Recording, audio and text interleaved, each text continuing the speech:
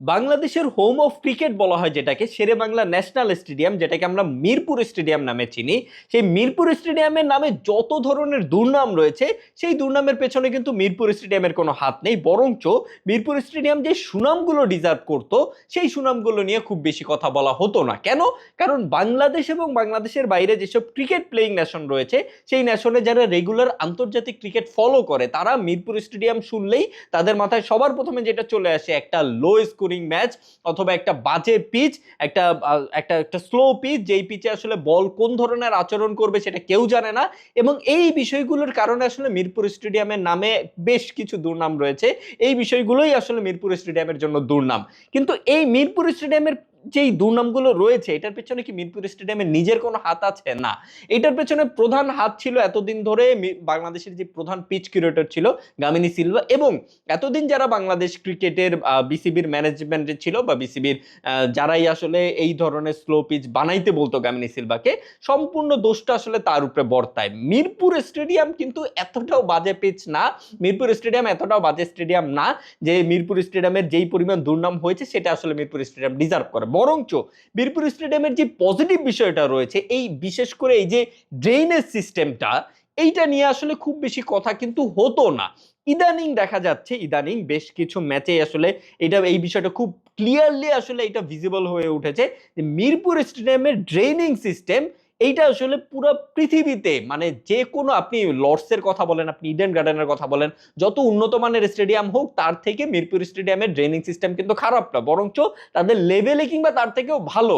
কারণ আপনি যদি এই দুইটা ইমেজ দেখেন, এই ইমেজটা, এইটা কিন্তু জাস্ট যখন বৃষ্টি হচ্ছিল, মানে বেশ অনেকক্ষণ ধরে বৃষ্টি হচ্ছিল ওই সময়কার ছবি, এবং বৃষ্টি শেষ হবার কিছুক্ষণ পরের ছবি এইটা দেখেন।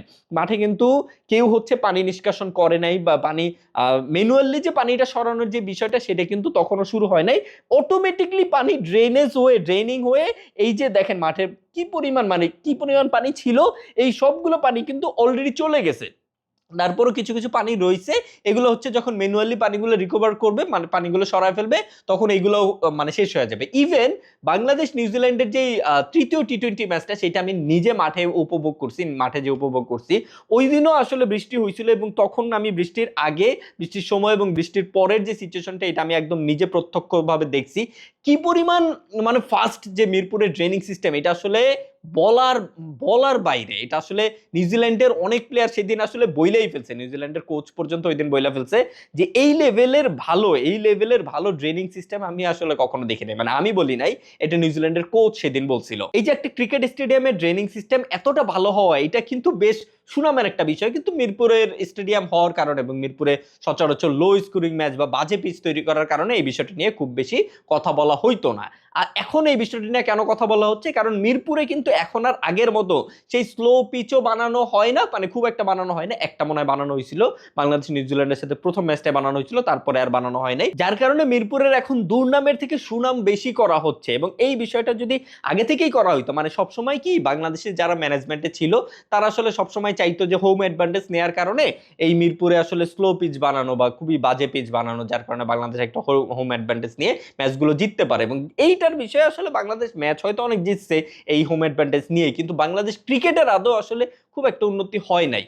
যাকে বাংলাদেশের বুলবুল সাহেব যখন ছিলেন বোর্ড প্রেসিডেন্ট হিসেবে, বর্তমানে তামিম ভাই আছে, তো এরা আসলে এই জিনিসটা থেকে যে বের হয়ে আসতে পারতেছে, এবং মিরপুরেও যে এখন ভালো পিচ বানানো হচ্ছে, এই বিষয়গুলোর জন্য তো বিসিবি অবশ্যই ধন্যবাদ ডিজার্ভ করে। কিন্তু সব থেকে বেশি ধন্যবাদ যে ডিজার্ভ করে, সে হচ্ছে বাংলাদেশের বর্তমান পিচ কিউরেটর টনি হেমিংস।